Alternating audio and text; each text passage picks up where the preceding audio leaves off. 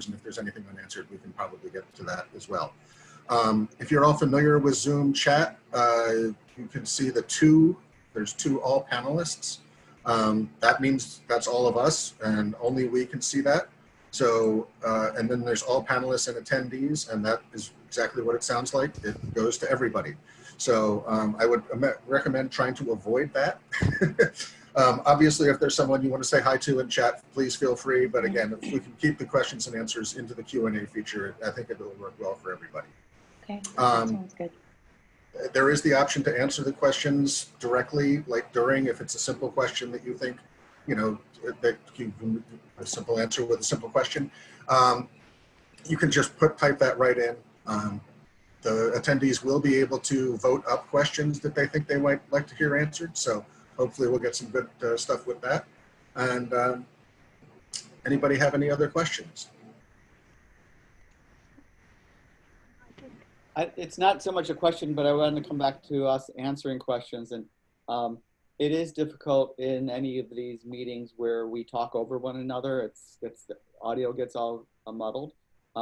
So I don't know, what do you think of this? Carissa, you're the facilitator, and you know, throughout this video, you are the facilitator. So what we could, like, if it's a question that I want to answer, or Nick wants to answer, or Amanda, you know, like we could just put up our hand, and Carissa, you could see that, and you could say, Nick, do you want to handle this one? Do you know what I mean? Rather than, because that way we're not jumping in and there is permission to speak. So, you know, like essentially what you're doing is giving permission for one person to speak. So we're not talking over one another. That's what I'm trying to avoid. Yeah, I think we should, you know, somehow do that. By raising your hand, did you mean like literally Zoom raising your hand? Because actually as co-hosts, we can't do that amongst ourselves. So we'd have to metaphorically raise our hand and, like, you know, do it in the chat. We can chat. So you can't see, you're not going to be able to see. No. No, but I mean, but so it's kind of weird, like, because we're all going to watch ourselves do this presentation for the next 40 minutes. And during that time, there will likely be Q&A coming in. So we're going to have to like hold that. And so I mean, yeah, if it were completely live, like if there weren't any questions allowed during that time, it would be really easy to do what you're saying, but we're going to have like a backlog, I think. Yeah. Okay. All right. I was thinking that last 12 minutes but okay, I understand. Yeah, there's going to be some that come in before the 12 minutes that hopefully we'll get to. And also what you're saying, like be able to say, oh, you know, this question came in and Mike's going to answer it now. And then we can do that. Yeah. But it would be good to decide that before we get to the 12 minutes, because otherwise it's going to be really hard to organize ourselves. And hopefully, like the upvoting, if people are actually doing that, I haven't been in a lot of sessions, so I don't know how much people are taking advantage of that. But if that happens and people are upvoting, that's an easy way for us to prioritize, at least if there's a lot of questions. Can you tell us what upvoting is? I have this idea, but I'm not sure exactly I have it right.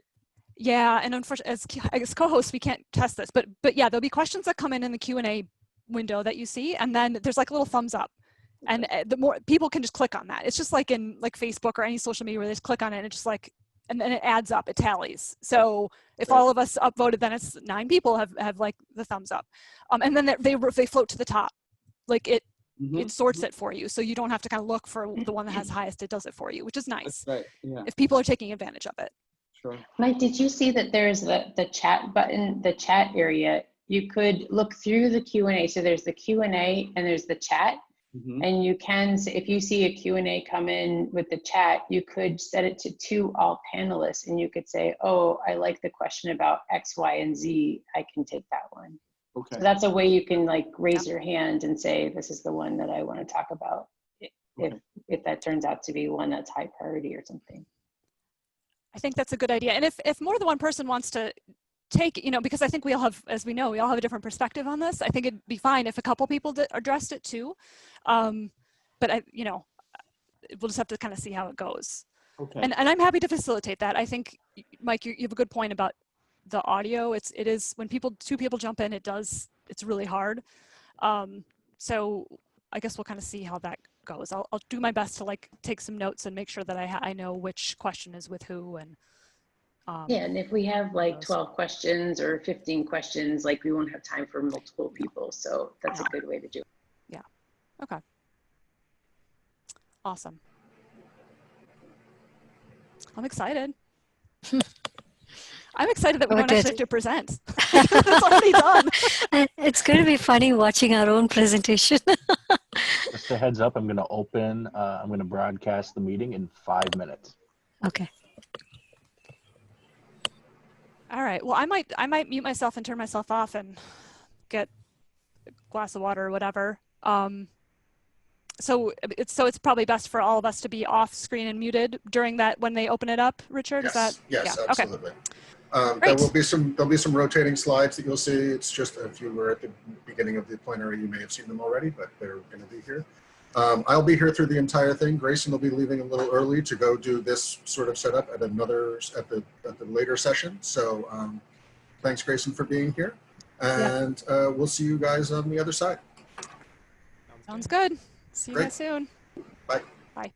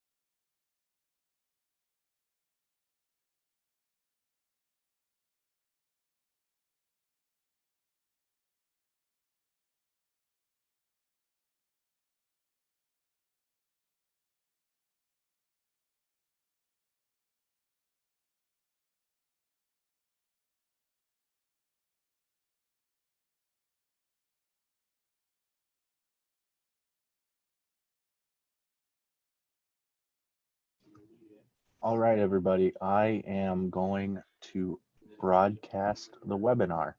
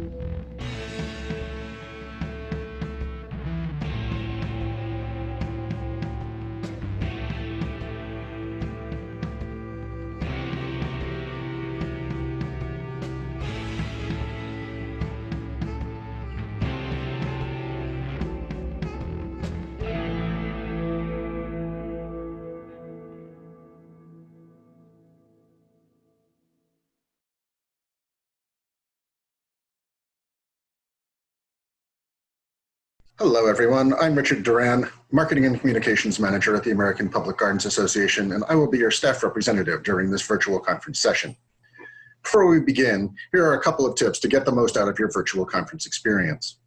First, if you are experiencing poor video or audio quality, we suggest closing other programs on your computer, especially other browser tabs. Your inbox will still be there by the end of the session, I promise. If you have any other problems or questions, association staff are available to help. Give us a call at 610-708-3010 or send us an email at info@publicgardens.org. Second, while this session has been pre-recorded, the presenters are here with us today as panelists and will be happy to take questions in the live question and answer portions of the session. At some point during this session, the presenters may activate a poll. Poll responses are anonymous, so be sure to let us know how you really feel. Finally, you can submit questions using Zoom's Q&A function that you will find in your Zoom toolbar. Questions can be submitted anonymously. You can also upvote other questions to indicate you would like to hear them answered. We will try to answer as many questions as we can during the live Q&A portion of the session. Some questions may be answered directly through the Q&A feature. Thank you, and enjoy today's session. Hello, and welcome to our panel discussion, Finding the One, Evaluating and Implementing New Technologies. The idea for this session came partially from the results of a survey that the technology and innovation professionals did last year, which found that evaluating new technologies was the #1 tech-related topic among our members. You can see this reflected in the questions posed to our community forum. What email marketing platform should we use? Which collection management system? Which database technology? But as our group discussed the idea further, it became clear that answering these questions, or at least answering them well, was not all that simple. Each garden has its own unique needs, and each technology comes with its own benefits and drawbacks. Even more importantly, implementing a new technology requires a great deal of people management and soft skills to really make them work effectively. We discovered that evaluating and implementing a new technology is a lot like finding and committing to a long-term relationship, like a marriage. There might be a good deal of anxiety about making the right choice. You might ask a third party, or a fourth or a fifth, what they think.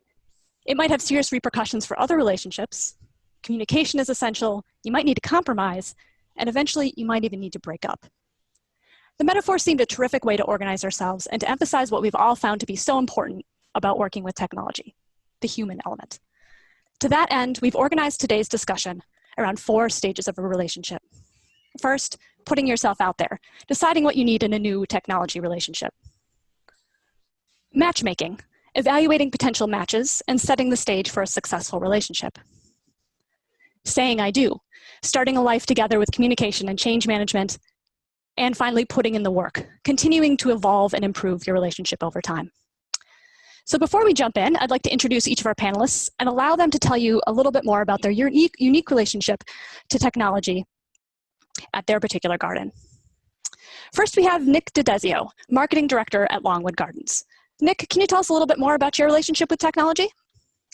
Sure. So as the marketing director, I, as you can imagine, work with a lot of marketing tools. So email tools, website, Drupal, social media monitoring, a lot of data as well.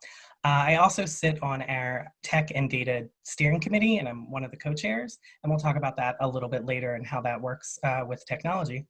But I also had the opportunity over the last couple of years to be part of a selection and implementation for 2 projects, 2 technology projects. One is a CRM, so we implemented Razor's Edge, and the other is a survey tool, Qualtrics, that we implemented last year as well.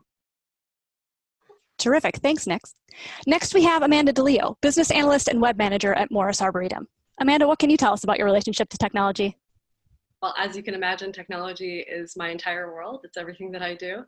I manage and design our customer relationship management system, or CRM, our point of sale system, or POS, our email marketing, our website content management system, or CMS, and more. Great, thank you, Amanda. Next, we have Mike Kost, the Associate Curator at Mathai Botanical Garden and Nichols Arboretum. Mike, what can you tell us? So, hello everyone. As a curator at the University of Michigan Mathai Botanical Gardens and Nichols Arboretum, my role is to help make our collections data relevant to our audience. So our audience is our staff, our students, our faculty, and the general public. but especially making our collections data relevant to the academic mission of the university. To do that, I need good, solid collections data in a form that's modern, that people can easily download, access, visualize. And because we're so visual today, tools that allow, we're so used to Google Maps, tools that allow students and faculty to see our collections visually on a map are really essential. So my role in connection to technology is really working with our collections database, developing it, and developing relevant collections tools, collections-focused tools that help faculty and students access our data as well as the general public. Thank you, Mike. And Joanna Kubiak, Communications and Membership Manager at Lurie Garden. Can you tell us a little bit about your relationship to technology? Yeah, I was the digital marketing manager in my previous position, and I have experience with launching and identifying tools for social media, news, newsletters, websites, digital asset management, and data management. Terrific, thank you. And next we have Sai Ravichandran, the Director of IT at the Morton Arboretum. Sai, tell us about your relationship to technology. Hi, good to see all of you. At the Morton Arboretum, I manage all of the technology aspects. Just like Amanda was saying, I'm all about technology too, seeing from the title. So it starts from the networking infrastructure to systems and all applications. So we work with all the people in our organization, supporting them from help desk on to choosing applications like many of you were saying. So anything technology, we have to take care of it. Terrific, thanks, Sai. And then finally myself, Carissa Doherty. I'm the head of knowledge management at the Morton Arboretum, where I've been for the last 5 years. And before that, I was the director of digital experience at the Art Institute of Chicago. And in both of those positions, I've led the rollout and selection of a few major institution-wide systems like learning management systems, collection management systems, and a few other things. A big part of each of those has been change management and developing new ways of working across the organization. And with Sai, I work to, as kind of an internal consultant when it comes to evaluating technologies and determining appropriate technology solutions. You could say that I serve as kind of a matchmaker, helping people understand what they're really looking for in a technology before diving headlong into the first one they see. So with that, thank you everybody. I am going to jump into the first phase of a relationship, putting yourself out there. So Nick, your garden has an interesting way to determine whether you're ready to enter into a new technology relationship. Can you tell us a little bit more about Longwood's Tech Steering Committee and how you decided to dive into the survey tool dating pool? Sure. So like many other gardens, we had a lot of different departments who were seeing different technologies and tools that might work great and help their department and change everything they do. So we got to the point where there were a lot of projects. And sometimes we would go through the budgeting process and that department budgeted and it was funded, but where we really felt a pinch point was having the resources to actually be able to implement something and support something, especially on the tech side, but even within marketing, we're involved in branding and the user experience and lots of different pieces as well. So we created this Tech and Data Steering Committee, and I'm one of the co-chairs with our Director of IT. And our job is really to make sure that, number one, institutionally, everyone knows what the priorities are and what we're evaluating in different areas, but also really to prioritize those different initiatives. So we have representation from every department across the organization, horticulture, finance, everyone has a say. And we get together and all of the initiatives, the tech and data initiatives that people are looking at, come to that group. We talk about what priorities are most important for the institution. We really look at resources that are needed to implement and support something, especially people, where we seem to always have that pinch point. And then we put together those priorities and present them to our executive team. And that happens so that once the priorities are set, those different departments can really put their budgets together and think about the upcoming year or even later. One of the areas that we identified over the last few years that was a priority was surveys. So each department was sort of doing their own thing when it came to surveys, using different tools. A lot of them were fairly basic tools, but we were relying so much on that data and really making decisions from that data. So we really needed to have more of a centralized approach. So initially, the conversation was really about just centralizing the surveys and data capture and research. But that morphed into really the need for another tool. And because of the importance of data, especially at our institution, it was one of those projects that was deemed a priority and we moved forward with. Terrific. Thanks, Nick. And Sai, I know that you have a similar story about talking to the people who might benefit from a CRM relationship and figuring out what problems this new technology might solve. Can you tell us more about those conversations you had before jumping in? Sure.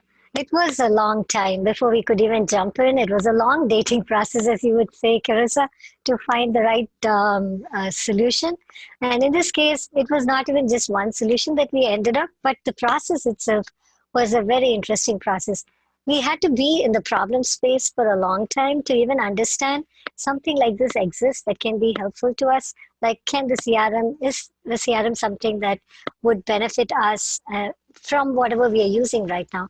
Because we already had a CRM that is only a donor and membership solution, but there was this bigger need of having a 360-degree view of everyone, whether they are members or non-members, and what benefit that we are going to get out of seeing that all in one place, in one interface. As Nick was saying, we want the data to see all of that. So the art of possible had to be really thought about. But before that, what are we doing today? And just trying to get that understanding across the board, not only with the people who will benefit from it, but this is beyond them too, because there are different parts of the organization that could benefit from the solution. So we got together with this team, talking to them about what they're doing today, getting all those requirements really documented clearly. The process was important in this case, just knowing and understanding the current state and what we are trying to achieve. So we started off by defining objectives that were common to all of us. And we were a cross-departmental team, and each one of us had so much of attachment to the data and information that we can get out of it. So people were talking in a generic strategic perspective. This is the objective we want to achieve from a customer experience standpoint, from a way we communicate with people, and also from an efficiency standpoint. Actually, we put the efficiency down in our list of priorities because more we were looking at the customer experience aspect and also being able to really solve some of the 360-degree view problems so we can communicate effectively. While we jumped into this project with all these objectives, and all of us rose up from our own departmental level of thinking to the organizational level of thinking, because we were different teams from different departments. All of us had our own individual needs, but then the organizational needs became really important in everyone's head. And so we were not stuck into our own department's needs. And then we were able to really listen and hear and think about requirements that we should look for in a solution that is more organization oriented. So that element of thinking in everyone's shoes in the organization was a process that we went through in this thing, so we can have complete buy-in when we met the right person, the right man, or the right solution. But in this process, what we did was there was not one right person that we could select. We did just like knowing what is out there is very important. The art of possible, knowing that is important. And also, is it all going to be done in one system? Can one person really satisfy all of my need? Well, real life may not be the case because you would like to live with one person. But in a systems perspective, we need to really separate out certain business requirements that are well accomplished by another system rather than one system that could do it. So we went from a consolidated approach to a best of breeds approach, where we separated out certain requirements and looked for like facility rental requirements. We were doing too many things at a time, like a point of sale ticketing system and a CRM system. In fact, our point of sale system is going live today, and we are going through that process. And our CRM system is a year ahead from now, and we are working through this requirement. It's a long run process. But before we came to the solution, it's the people that mattered, the people who could think and say that all these requirements are not going to be met by one system. Even if it's a 80-20 rule, we should be able to really decide on systems that can work for 80% of the organizational needs. So that's the way the entire team came together, and we had complete buy-in because there was a systematic process that we went through. And I think everyone got into this process excited. I think we all should be excited about the new partner that we are going to get. And that's the excitement we brought about through this process. I think that helped in getting the buy-in. Great. So it sounds like both of you really took the time to set priorities and think through what you would be looking for in a relationship, which then leads to the next stage, which is you've decided to jump in and to start that relationship, and you're looking around for what that match might be. So we're looking at matchmaking, setting the stage for a successful relationship. Mike, I know you have a very romantic story to tell about your GIS system. How did you know it was the one? So I do have a fun story about this. Let me give you a little context. So I arrived at the gardens at Mathi Botanical Gardens in Nichols Arboretum about 5 years ago.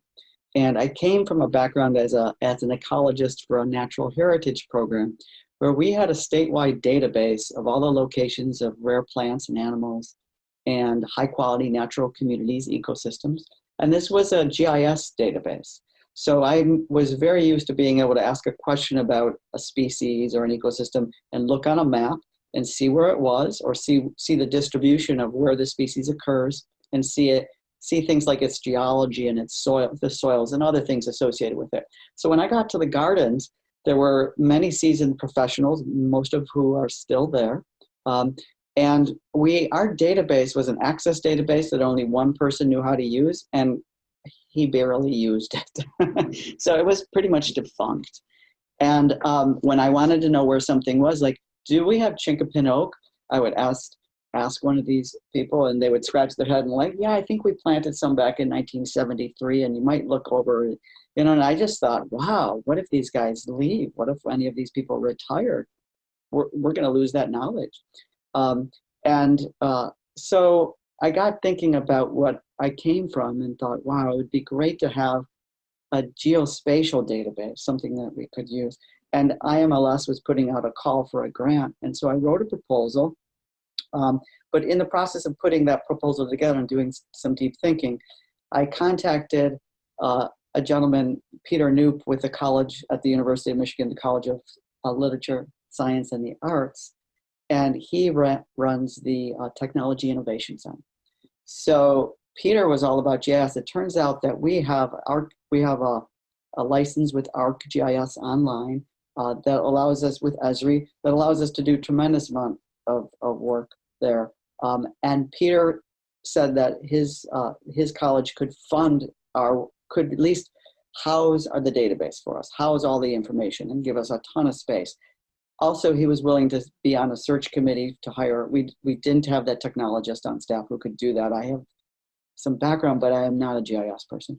So he could provide mentoring to that and help us recruit somebody.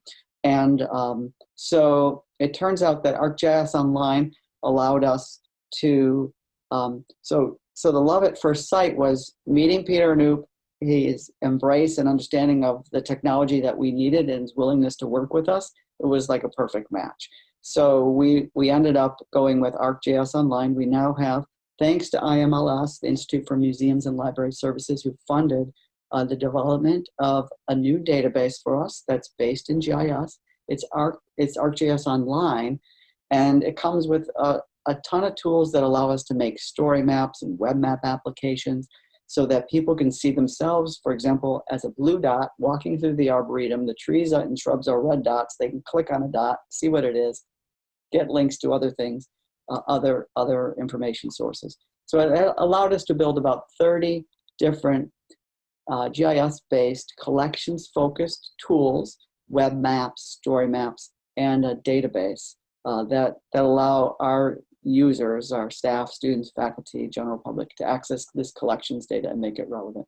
It's all publicly accessible on this ArcGIS Online forum. And we created a open data GIS hub where everything sits. So you can Google Mathi Nichols Open Data GIS Hub, and you can go and you can see everything we have, no matter where you are in the world. You can see it, you can access it, you can download, you can operate and use these tools. So. Thanks, Mike. It sounds like you have a dreamy relationship with your GIS system. Yes, we do. Other people aren't quite as lucky. They have to develop more of a marriage of convenience relationship. Amanda, what can you tell us about your selection process and the criteria that you developed and had to work through? Yeah, I really wish my relationship was like Michael's describing, but the Arboretum realized that they had to purchase a new point of sale system when the one that we were using broke and would no longer work. So they set out creating a team of different department heads that would look into finding a point of sale system that would work for our gift shop. But we knew we wanted to integrate with our existing CRM. And we have kind of a unique situation because we're under the parent organization of Penn, and we need to report to them. So we have to use a specific CRM, customer relationship management portal, Razor's Edge. And so when we started to look at what other gardens were using for their point of sale, we knew, check that one off the list. We can't use that one. It doesn't talk to Razor's Edge, which made it really difficult. But we did end up finding one, and it turned out that getting this one point of sale system required us to get another CRM and then another software that turned into like integrating all of these. So we actually end up having all of our members and all of our visitors in 3 places, and they all have to talk to each other so that the data stays the same. But of course, we're very protective over Razor's Edge and the data that's in there. So there's a lot of human intervention, and it's tenuous, but we do our best. That's all we can do sometimes. Joanna, what advice might you have about putting things into place to ensure this successful relationship and finally figuring out which system is the one? Yeah, I think that the process is kind of 2 steps. The first thing is collecting the information and from your organization. What is the real world uses of the data? I wouldn't take anyone's word for it. If you ask somebody how to use this data or whatever, go to them and see how they interact with it, because their interpretation might be different. So get that real world use, and then set your priorities and make sure that it's a small list and you really have it narrowed down. And then after that, it's go out and see the landscape for that tool. And it's a sprint. Just like if you wanted to go see Italy, you'd go to like different cities all over the place and you'd spend maybe a day there. You won't go away knowing everything about Italy, but you'll have kind of a psychology of what the country might be like. And so quickly you want to do that, and you should really be bold. And I think that you really need 2 mindsets. Like I think about Lord of the Rings, and you need a Frodo and a Sam. So you need someone who's idealistic and curious, and then someone who's just like, let's stick to the priorities. And that mix can help you get there. And then also one thing you should do before you go out and look for tools is understand what the basics are that you're looking for. So, for example, an organization like Patagonia or something like that, they have a database and they have pictures of their products, and they put it on their website. And that's also could be the groundwork for a very basic plant finder. So you don't have to go looking for someone who has done a plant finder before. You figure out what it is, the basic building blocks that you're looking for, and then see what you can do, because you might come up with something really innovative. And then go out and see 3 or 4 of the tools or agencies that are within your price range. And make sure you talk to them and give them your basic needs. And don't necessarily have to stick to the nonprofit sector or the garden sector. And then I would go and see an agency or tool that you absolutely cannot afford. And don't tell them that, just go out and go out and ask. And I would do that in that order, because you will have your heart broken if you do it the other way around. Everything will look really dull comparatively. But the thing that you learn about the really expensive ones is, and to be clear, expensive doesn't necessarily mean good either, but a very well vetted agency or tool will show you what real customer service should be. So you should understand what you should be getting from a tool's customer service. And then you get new ideas. So one example would be that in my previous position, we were looking for a way to scrub social media and internet for mentions of our products. And so we went out and we talked to an agency for a tool that that could do that. And they said, oh no, we can do one better. We can find pictures of your product. And that completely blew our mind. And that was 10 years ago, that they could just pull up pictures of Coke, and it doesn't say Coke in it, it just has the Coke in there. And that sets you up to really understand where the technology is going. And so when someone came to me and said, oh, there's these plant finders or these plant ID or apps that can just, you take a picture of it and IDs it, I wasn't surprised, because 5 years earlier, they had this really fancy agency had told me that that technology is on the way. So that's one good thing about going to big agencies and just, think your way through it, but you really come away with like really good information. And then I would talk to as many people as possible. If you can go and visit different organizations that are using things, go and see them, watch them in live. Try to get real data and try out at least 2 tools, have the customer service person run it through, and try to get real data and try them out. And then, but at the end of the day, don't get distracted. Go back to those priorities and make sure that they're getting totally done. So at the end of the day, your final list should, for the perfect tool or the most perfect tool you can find, is definitely not in this order, but definitely nailing your priorities. That, to Amanda's point, there's the integration capabilities with your current tools. The customer service is good. If you ask a question, they can help out. You vetted the testimonials. They do updates frequently, so it's not something that's going to go out of date and like next year, and they'll just be like, well, you bought that, and that's what you got. And then also make sure that the user experience is good, that it's not completely clunky, because you're going to be asking a lot of people who are not necessarily technical to do all this work. They're already going to have a struggle, so make sure that it's easy to use. Great, thank you, Joanna. Inside, do you have anything to add about making this evaluation and figuring out the one? Yeah, Joanna really gave us a clear understanding of the beginning to the end. In addition to just to add some of things that we did here at the Arboretum, it was very much similar, but really going through those use cases, as Joanna, you mentioned, we had documented them as a user script or a story. So we used that story to evaluate every product. And even before that, all our requirements were to the detail. We had about 800 business requirements, and we had these vendors really come back to us and say which one of them they can do. So we can always talk to them about the demo. So they had already talked to us with their responses saying that, hey, I can do all these requirements, or I can do this with an additional customization. So we reviewed all those responses back from all those possible vendors that we tried. And we tried the high and low also, as you said, Joanna. And the scripts were really important, because these vendors, when they came, they used these demo scripts or use case scripts that we had and showed exactly what we wanted to see in a system for our daily operations. And in the case of a CRM, we couldn't really see that.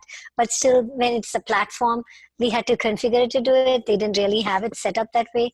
There were some other CRMs that were meant for donation management. They could do it. So we felt a little bit of a disconnect with the system that we chose at the time when we were selecting, because we couldn't see what it was.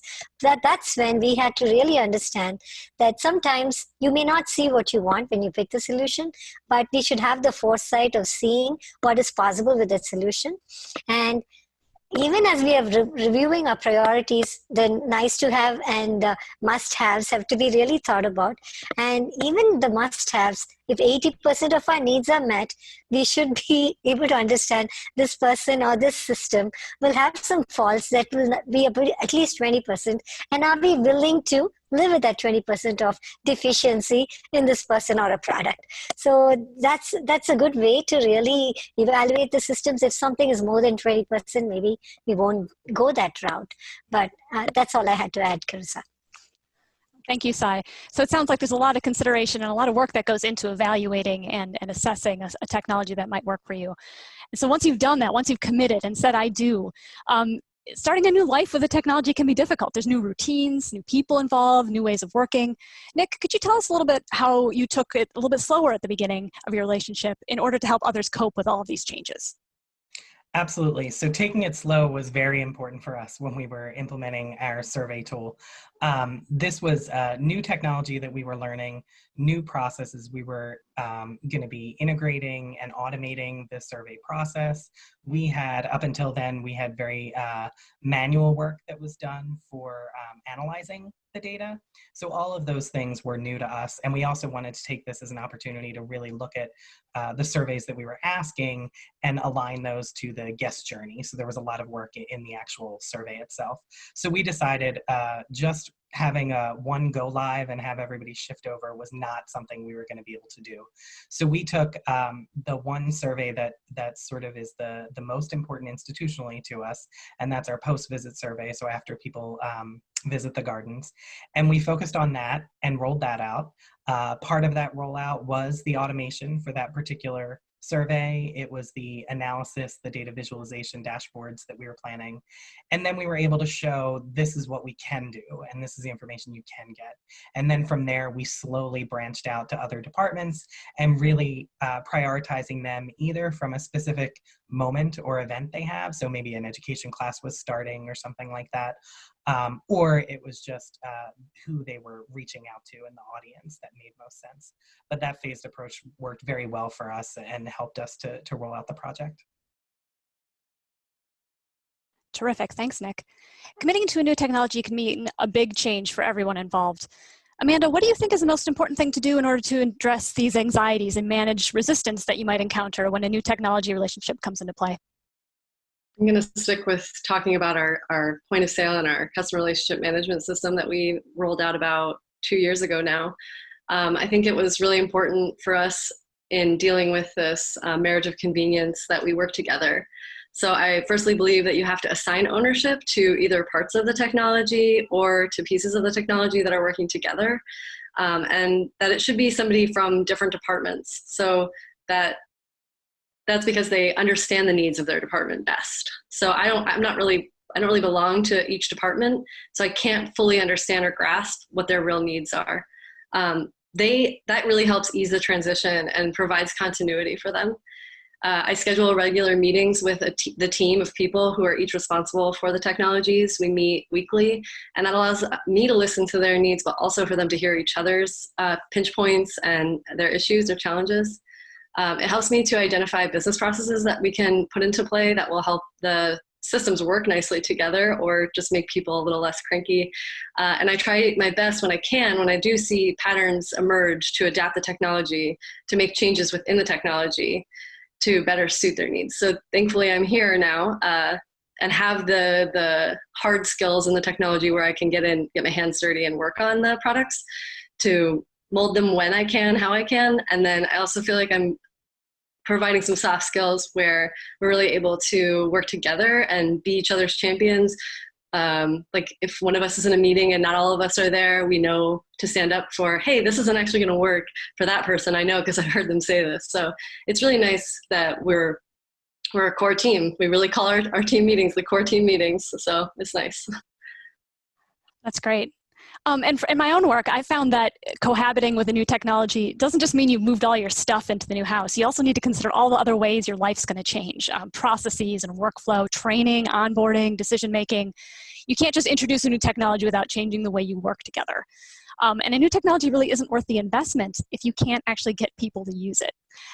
So like Amanda said, listening to the people who are impacted by this new relationship is really important, even if you can't solve all their problems. Change management has to do with trusting each other and understanding that everyone's work is intertwined in potentially new ways. So, and you can't really communicate too much about this. The more you can communicate and the more you can share what's going on, and then you'll hopefully be reciprocated by communication, from that core team. It's a learning process for everybody. And the more people can provide feedback, the more you can learn together as a team. So now we're to the phase where, maybe we've settled into this relationship. Hopefully we've got people onboarded and engaged with each other and communicating about this new technology. But that's not the end. We still have to put in the work. We have to commit to improving and evolving our relationships over time. So Joanna, can you tell us what successful strategies you've employed over time to make sure that your technology relationships don't lose their spark? Yeah, I think that the number one thing, the shift that I've had to go through is changing the way I work with people and rethinking my role into customer service. And that it's internal marketing. And you think of the best experience you've had with a retailer and just try to do that. So if people ask you questions, you're not put out. Can I come to you? Let me help you out. And it's always with a smile. You want people to feel great about coming to you and have few negative experiences with it. That also means, be a cheerleader and make sure that you scream about all successes. So if you now have charts that you can produce, then get those out there. Meet with department leaders and remind them how they're helping them, keeping everybody in the system and enforcing the system is helping them out. If you have lots of frequently asked questions, then make sure you broadcast those. If 3 people have asked it, most likely a lot of people are having that problem. And when it comes to onboarding new people, you try to be the person that trains the person. Because you don't want bad habits being passed down. So you're the one who gets to tell your story about how the tool is supposed to be working. And I think the last thing is, and what Amanda was talking about, was that if you get an email that says there's an update for your product, if you can get that out, get it out, especially if it makes your team's life easier. Because that just says you care about them. It's again about customer service. Great, thank you. And those of us involved with these longer term relationships understand that it's important to continually check in and evaluate the state of the union. So simply putting a system into place isn't enough to call the relationship a success. You need to check your assumptions about how it's going to work. As Joanna was saying, make sure that bad habits are not forming and being passed along, and take the time to evaluate the results that you're seeing. And as Joanna mentioned, those updates that come potentially from your provider, try to keep up with those. And the good thing is that a lot of systems have support groups, for lack of a better term, user groups, user conferences that you can be a part of and really understand where your technology is headed and understand how you might be able to evolve your own relationship and your own organization's use of that technology over time.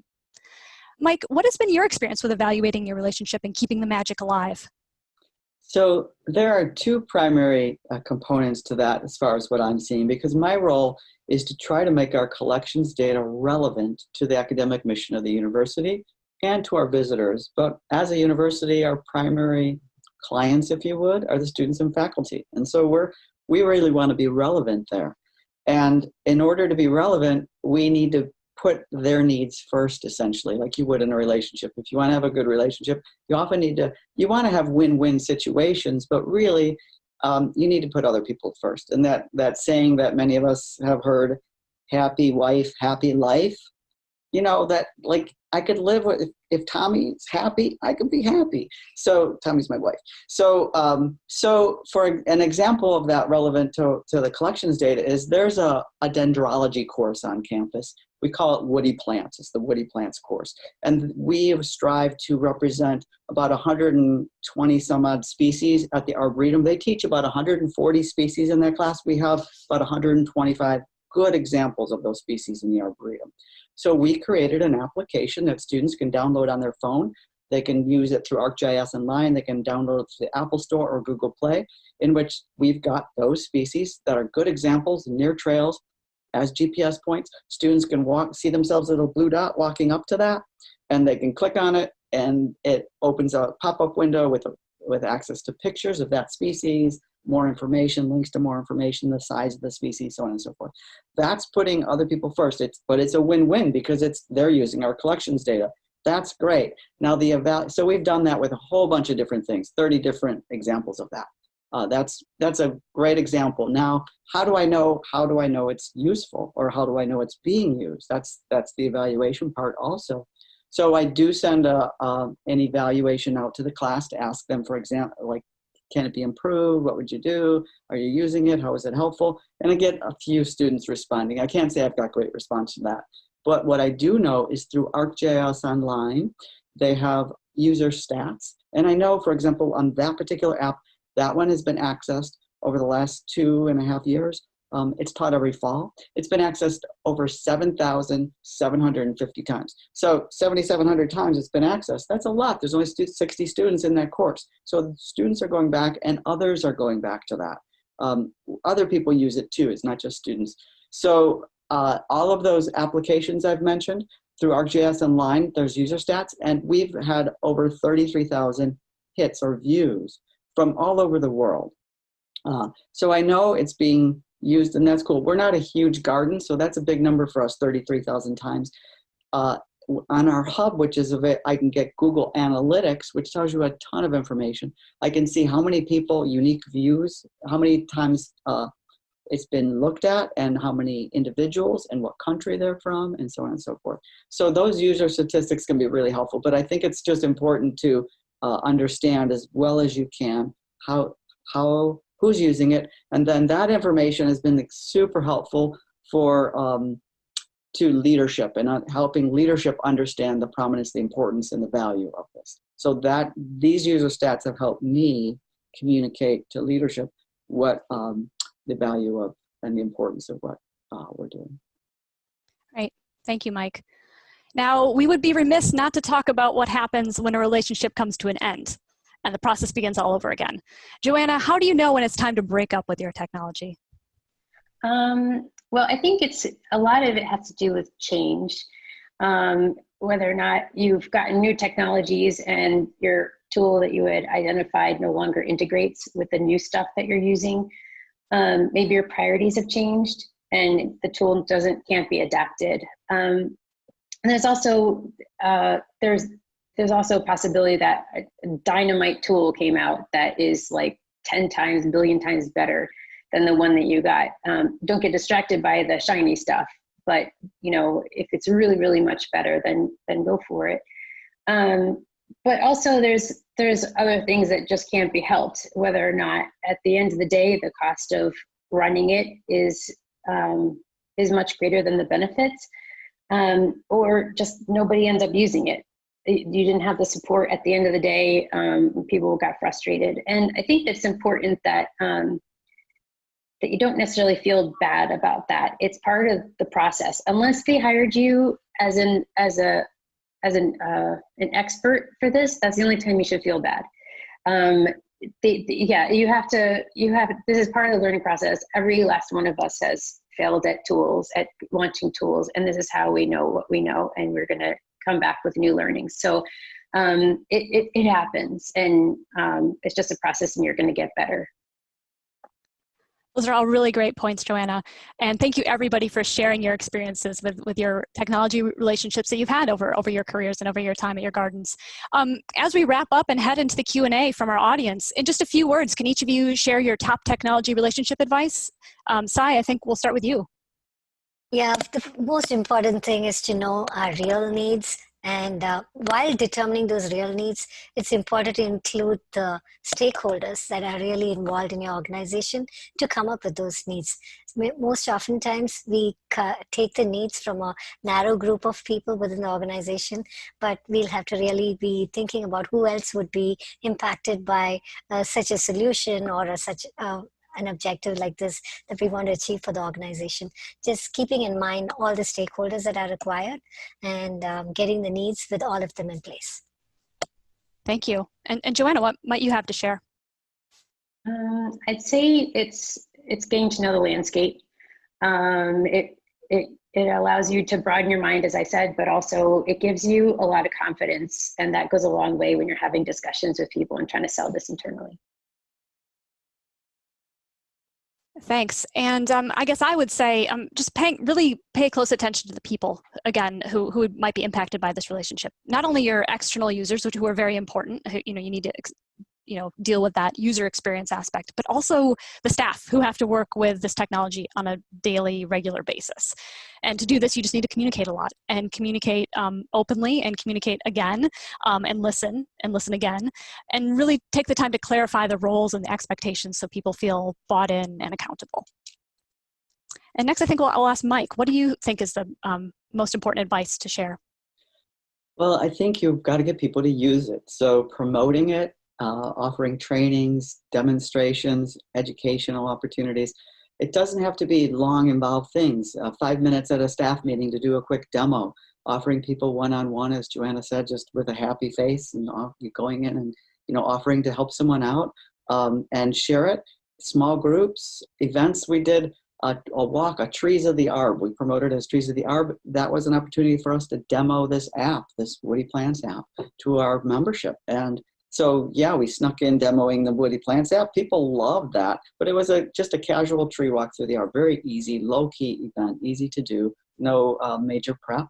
So, but it's constantly promoting it. And because new people come in, the old person does, like with the classes, they turn over the graduate students who oversee the classes, the labs. Every semester it's a new student. So we need to constantly be there promoting it, teaching them, training them. And same thing with our staff. Thanks, Mike. And Nick, what might you have to share with our audience? After promoting, evaluate if they're using it. So we always focus on the external audience, definitely focus on the internal audience. And if people aren't using it, find out why, and you can make some adjustments and training and all those other things. Great. And finally, Amanda, what do you have to share? That when you're planning the resources that you think you're going to need, always plan for more. You'll either need more time, more money, more people, more training, more education. It's really good if you can hire a GIS expert like Mike had, or if you could hire someone like me who can really help make the systems work better for you and to bring everyone together. So just always plan for more. Great. Thank you, Amanda. And I just wanted to thank everyone for attending today. Before we head into the Q&A, we will be launching a couple poll questions, so I hope you can all participate in that. And we look forward to hearing your questions in a few minutes.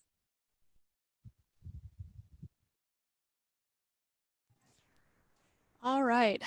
So that was the pre-recorded video, and now we're all here live. All of the panelists were able to make it here today, so we're all here. We've been monitoring the Q&A. We've answered a few. And we'll get to a few more. We're kind of still working out how we're going to do that, because there are a lot of us, and trying to kick things over to different people who might have good responses. But before I do that, as I mentioned in the video, I am going to start a poll. I'm going to keep it open for 30 seconds or so. And hopefully you can all see this now. If you wouldn't mind chiming in on these 3 questions. So, kind of your confidence level in this whole process of choosing a new technology. Which of the stages that we identified you feel like you need the most help with. And then also kind of a more fun question, how do you characterize your own relationship with technology? I'm sure some of you are in different roles in your own gardens, whether you're in kind of an IT technology role, or if you're like me or Mike and Amanda, who are kind of in technology adjacent roles, which I think are really important roles as we were talking about. So if you wouldn't mind chiming in on the poll, I will keep it open for another few seconds here as the responses come in. And then I will show everybody, and then we'll get right into the Q&A and answer as much as we can. I don't know if a lot of you caught the emails in that last slide there. We are, all of us are open to answering questions, I think offline as well. So feel free to reach out afterwards. I'm going to keep this open for 10, 9, 8, 7, 6, 5, 4, 3, 2, 1. Okay, I'm going to end the poll and share the results. Okay, so just really quick, somewhat confident was the kind of highest response there for technology, kind of your confidence level in finding the one, which is great. That sounds tremendous. I'm really glad everyone's, familiar with that process and confident in that. The phase you're least comfortable in, matchmaking seemed to be the one that came out highest with 38%, and then followed by putting yourself out there, which is, kind of when do you need a new relationship, and then also getting the, signing the contract and committing being the second and third there, and putting in the work being the least kind of familiar or comfortable. And then how would you describe your own relationship to technology? Let's see, it's complicated, being the #1 result there at 31%, and then being in the market followed there, and being put in an arranged marriage following after that with 22%. So thank you so much for everyone for chiming in on those polls. So I'm going to stop sharing that. Okay. So Q&A, let's see, where should we start? Let's start with what specific tools do you use for mass mailings and POS and CRM? I think there's a few different answers here, so we're probably going to kick it around a little bit. Sai, did you want to start with that one? And then, maybe whoever kind of raises their hands among the panelists to answer the following? Sure. Thank you, Carissa. We use a variety of tools, and we are in the process of transition now. So I can tell you where we are. At this time, we're using MailChimp for our mass mailings as an institutional tool, but we will be moving to Pardot that will be integrated with Salesforce for a future marketing tool, because we are going to use Salesforce as our CRM starting January. We are in the process of migrating from Razor's Edge to Salesforce. As for point of sale system, we went live with our new point of sale system, which is called Acme Ticketing. It's on the cloud. So that happened on June 1st. I think those are some new additions that I would like to share from our organization. I think that's it from me, Carissa. Does anyone else want to share kind of their, yeah, Amanda, I think you have your. Sorry, I just felt like there was a lag. So we use Razor's Edge, Counterpoint, Outbound. So Razor's Edge is like our CRM, and Counterpoint and Outbound are kind of like 2 point of sale systems. One is for online ticketing and classes, and then Counterpoint is for our gift shop sales. And then we're using SurveyMonkey to do surveys. Oh, and we send our emails through the Razor's Edge Net Community system. Anyone else want to chime in with that one? I can chime in. So we use Emma for our email tool. We use Qualtrics for surveys. Our point of sale system is Seriousware, and that's our online sales as well, although we also use Showware for specific performances where there's a reserved seat, that sort of module. And then we just implemented Razor's Edge NXT. Anyone else want to chime in? I actually will chime in, not, Sai's already shared what the Morton Arboretum uses, but I also want to point out, one of the things that we all talked about in this presentation is also understanding your own needs. So, it's really great to understand what other gardens are using, especially if you know what other gardens have similar setups or uses or staffing levels, right? To understand what other people are using, but also to really examine what you need.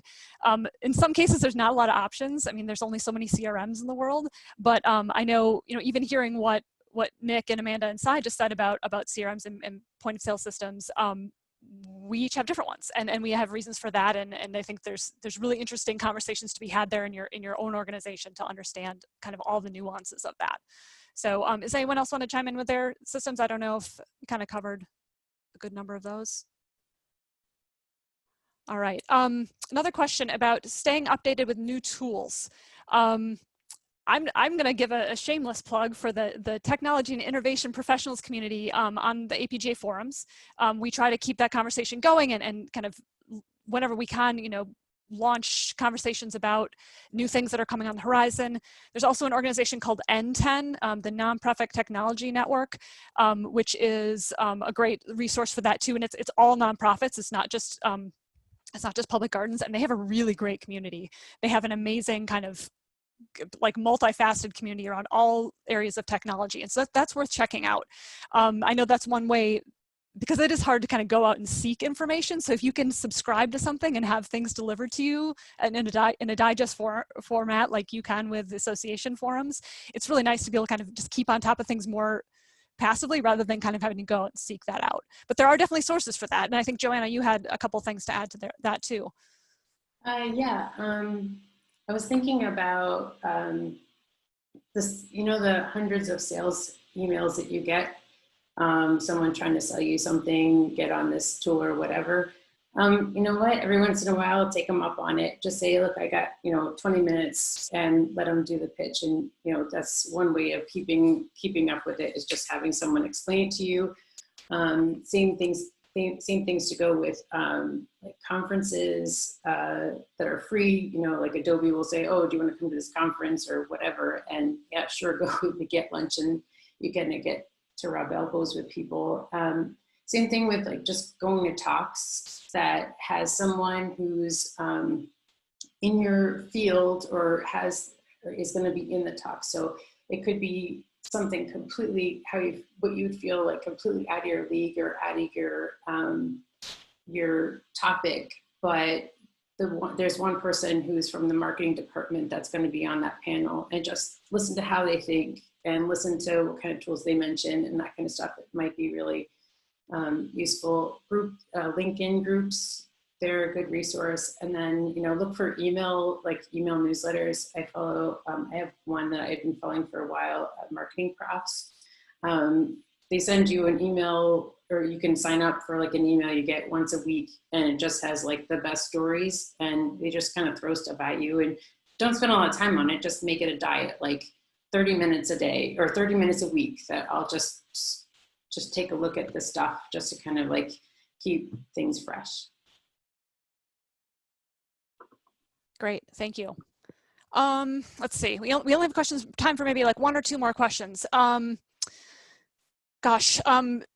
The one that came in first, I guess, is how much we have to invest in new programs and technologies. And I mean, I'll just say from our own organization's perspective, it really depends. It depends on how important it is on kind of in our strategic plan, and kind of and what resources we have available. I don't know if anyone else wants to chime in on that. It's so contextual.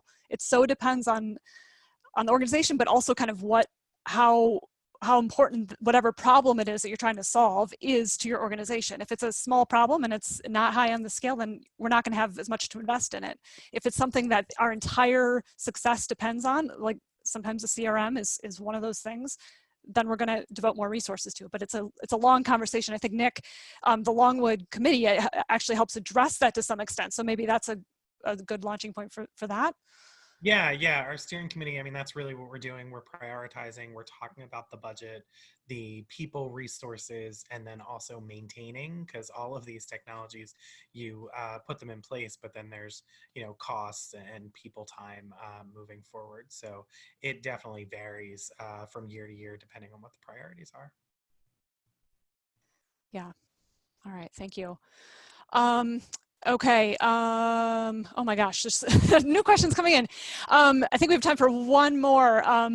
Sai, you said you're going to answer the VoIP question. I don't know if you can chime in on that really quick. Oh yeah, I think many of us would be using VoIP by this time. We use Avaya IP Office for our phone system. It's on premise. All right, I think Richard's going to give us the hook here in a second to kind of wrap up here.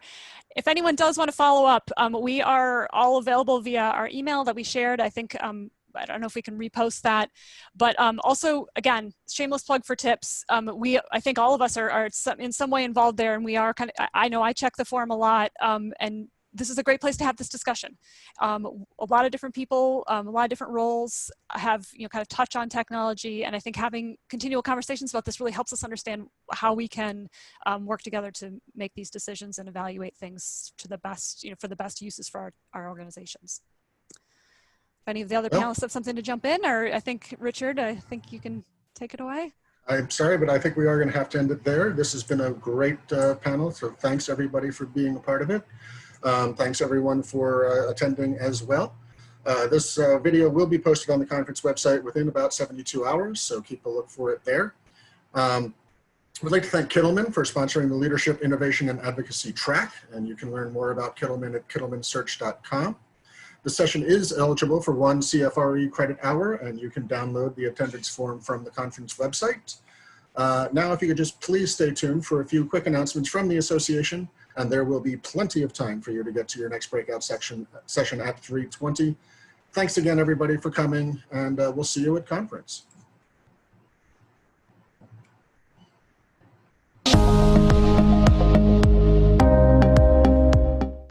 Hello, everyone. everyone. I'm Richard Duran, your association's Marketing and Communications Manager.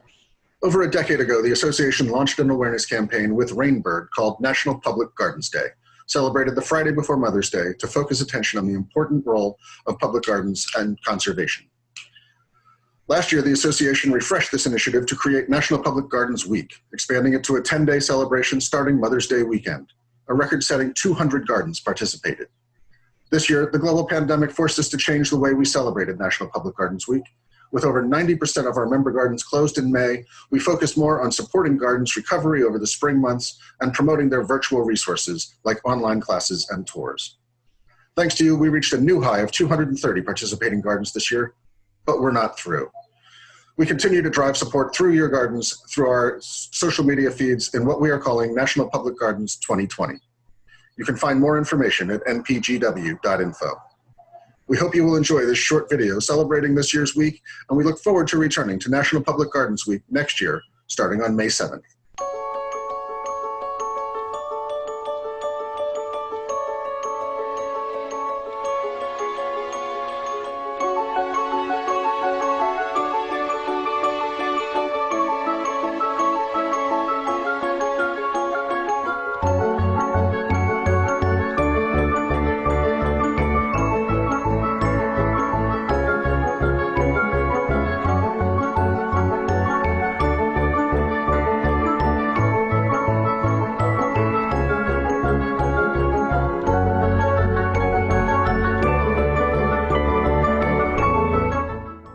The usual practice during National Public Gardens Week is for us to open our gardens free to the public.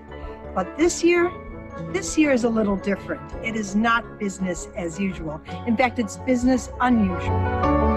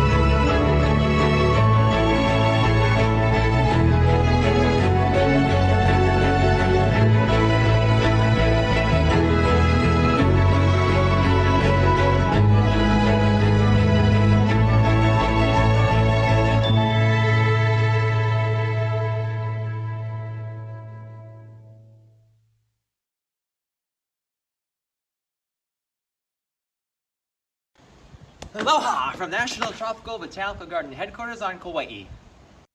Hello, I'm Joan Thomas, your association's Director of External Relations. I really miss seeing all of you this year, and I look forward to getting together next year with you. The spring has been hard on all of us, but I've also heard many stories of resilience, how you kept programs going, used technology to stay connected, and kept members, your coworkers, and your community connected to you. It's also been a time when we've seen funding come to the aid of gardens, to individuals, and to community organizations.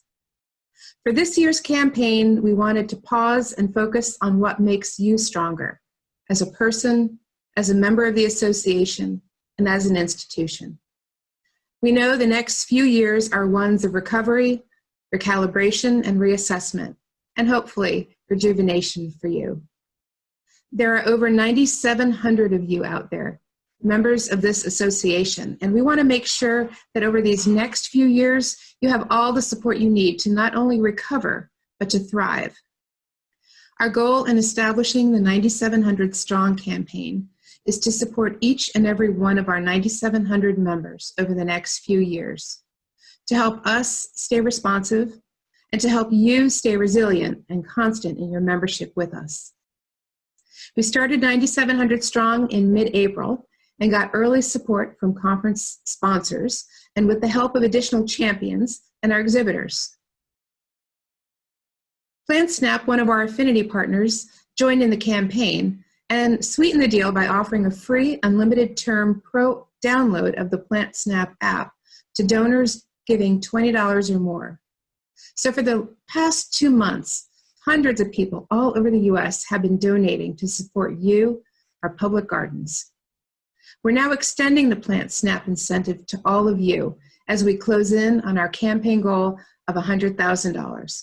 We're so close. I've been so amazed at the outpouring of personal support to help your fellow members, whether scholarships or member resilience. And so I hope that during this conference, you'll make a gift and join with me and others in reaching this goal. Follow the links on your conference dashboard to give, or you can text 9,700 Strong to 41444. We'll be showing this campaign thermometer throughout the conference to show progress to and hopefully beyond our goal. Thank you so much for being with us and enjoy the conference.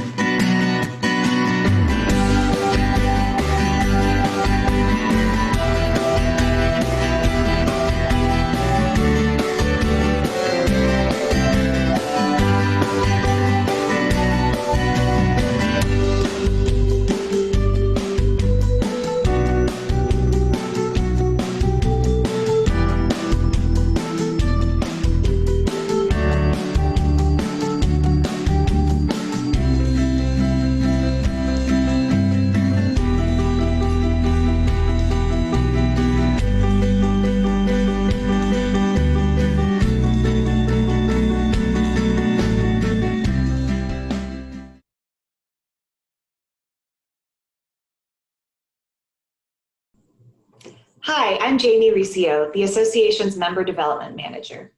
I joined the association in January of this year, and I was looking forward to meeting all of you in Portland at my very first association conference.